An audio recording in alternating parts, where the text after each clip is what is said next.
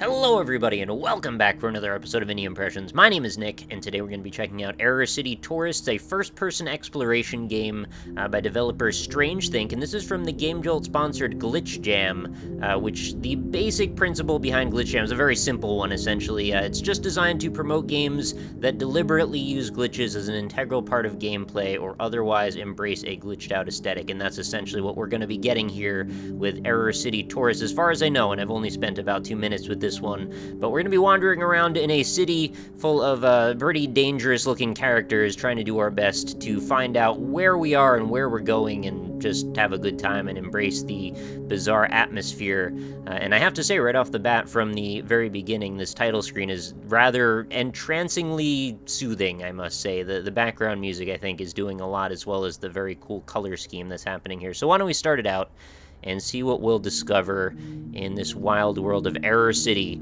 So looking around, I want to get the lay of the land here before I start running about. So we've got some very cool looking sky patterns going on, all of which seem to have kind of an old school, kind of distorted, broken up art style, which is exactly what you would expect from something from a glitch jam, as well as we've got some textures that seem to be intersecting with each other, and in most cases I would have probably mentioned that as a negative. In this case, well, I think it completely seems natural. And we were being chased right now by what I've been calling bad men, which, because they look kind of like a cartoon facsimile of Batman, but they also are kind of something like a cow with pointy ears. I don't know, they're bad and they want to eat me, is what I know, and if I let this thing...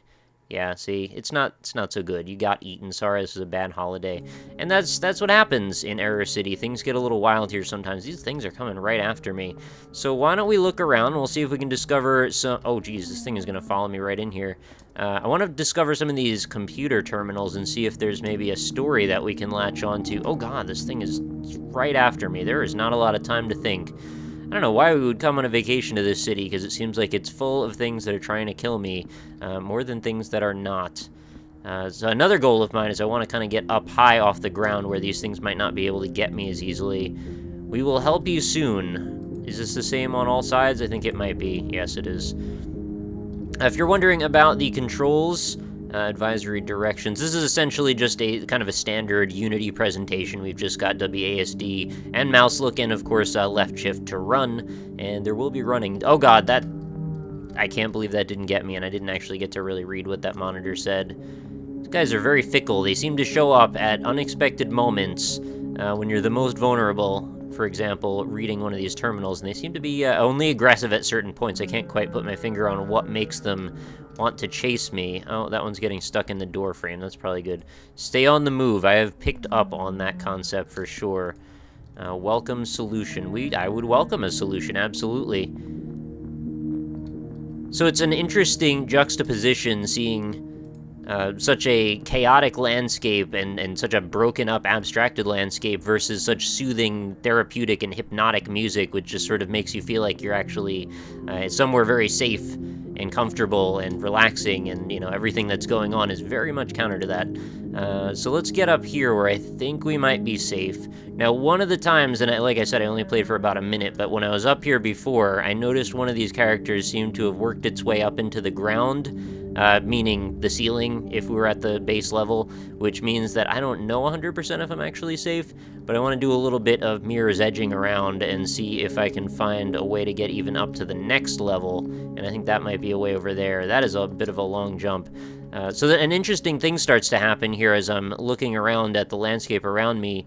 I'm basically seeing this stretching on into infinity, and a lot of repeated bits of the landscape happening as well. And there's also kind of just a neat parkour element happening too. Oh geez, I went a little too far on that one. Let's see if we can just stay mostly up there where we're going to be largely safe.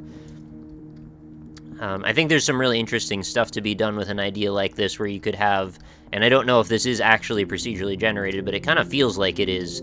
But if you start to chain together a bunch of like template areas and sections and segments that could all chain into each other in a way that seems like you could have some really cool movement style, I think some emergent gameplay could start happening there, where you find yourself running through this landscape very quickly, even if you don't necessarily know where you're going. Maybe the changes in the world around you, or the things happening below you, or above you, or whatever like that, could start to cue you into some other things that might be happening.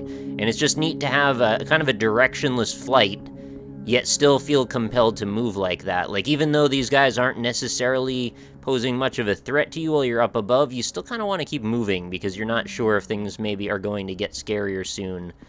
And I kind of like that idea as well, that maybe as time passes, you feel like you're compelled to go in a certain direction, maybe you're told to go in a certain direction, and all of a sudden these guys go from being generally passive to surprisingly threatening, and maybe they start to flood the upper levels of this city. Uh-oh. Is something changing? I hear... Oh god, is that one they're working their way up. Maybe that is what's actually happening. That is a little bit scary. Also, if maybe these enemies started morphing and shape-shifting into something maybe more threatening looking. Not that they're not scary, per se, but, like, they probably could look scarier. And maybe if there were a few less in number as well, so there may be a little bit less of a common occurrence, or maybe actually have these guys stick around, but then also have like a mega version of this thing that chases you really effectively, and it'll show up at random, sort of like the nemesis of this particular scenario, and you don't really know when it's going to show up, and you don't really know how to make it go away, and you're not entirely sure if maybe it's deadly by other means. Maybe it can shoot you from a distance or something like that, and there's nothing scarier than not knowing when you're about to lose. Be bold, dangerous monsters, 100k closer. I don't know what that means at all. 100k closer to what? And what is... Oh, I know that already. But it is kind of an interesting point to have you go down to try and look at these terminals where you know you're not safe, and you also... Oh, I got eaten? Oh, I thought I was doing fine, actually. But it's kind of cool to play with the player, is all I'm trying to say, when they think, you know, they're generally safe up here, but then we want to make a trip down to try and see what these terminals are going to reveal. And I'm not actually sure if there is any sort of completion to this game, whether or not it gets more elaborate as things go on. Maybe if we survive for a certain amount of time, other factors become an element. I'm curious to know if that's the case. But as far as I can tell right now, it seems like probably not. It seems like we're just mostly going to be exploring this endless landscape, looking for strange happenings. And unfortunately, despite the draw distance, I don't really see much pulling me in any one direction specifically. If there was even something as subtle as maybe a beam of light shooting up off in the distance somewhere, you know, I would eventually probably turn enough to see that happening, and then maybe want to go proceed in that direction, and that could be used to just pull the player towards something perhaps more dangerous or threatening, or, you know, less threatening. I don't know, wherever we want to move the story along into, or maybe at least, excuse me, have the computer terminals that go along the general proximity of that line between where you start and where that beacon puts you, and have those start to tell a bit of a story. I think that could also be pretty cool too. And maybe if we end up with something like a day-night cycle, or some sort of environmental changes happening where we move our way out of this pink space and things maybe start to fragment even more, things start to maybe fall apart, maybe the ground underneath you becomes unstable, or just doesn't exist after a point and you have to find your way around the holes that manifest. I think there's a lot of really cool ideas that could be integrated into this concept. And I know it's a Game Jam game, so I don't mean to pose this like as if, you know, this doesn't live up to some expectation or anything. I just can't help but just think of all the different directions that could happen with something like this. And I was trying to just run in one direction for a while to see if anything would change. I'm kind of enjoying this sideways streak thing that's happening artistically with all of these edges. It's reminding me a little bit of like sun rays hitting stuff, because they all seem to be happening relatively consistently. I'm also starting to wonder if maybe that could be an indication of a direction that I should head in. Maybe there's an implied light source that's putting these, quote, sun rays on all of these surfaces, and maybe I should head in the direction of the, you know, quote, light rays, and see if maybe there's something going on over there. Too bad these aren't taller. I really would have liked if we could have climbed up into the sky a little bit further and tried to stay up as high as possible. Also, I really do like those little cubby holes. I wish there were more of those as well. But I must say I'm pretty impressed. We've got a streaming world here, essentially, where in every direction there's something going on. And even though it doesn't seem like there's really much in the way of resolution, there is actually some pretty nice movement happening here, both with the color scheme and the way you actually get around in this environment. So I am pleased. I am definitely happy to see things by this developer, and I would definitely follow him or her for more in the future.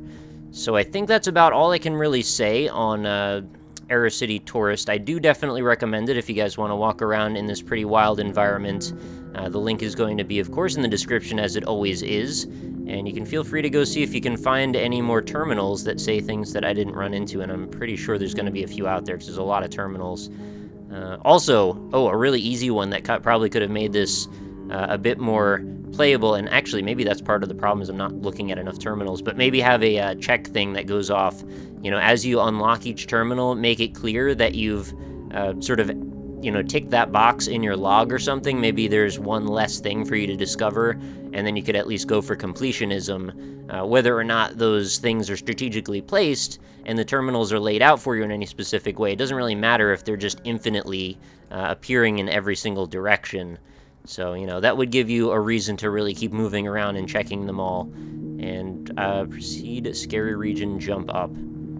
Alright, well, I pretty much got to that point on my own, actually, so I would like to... Wow, that is quite a flicker we've got.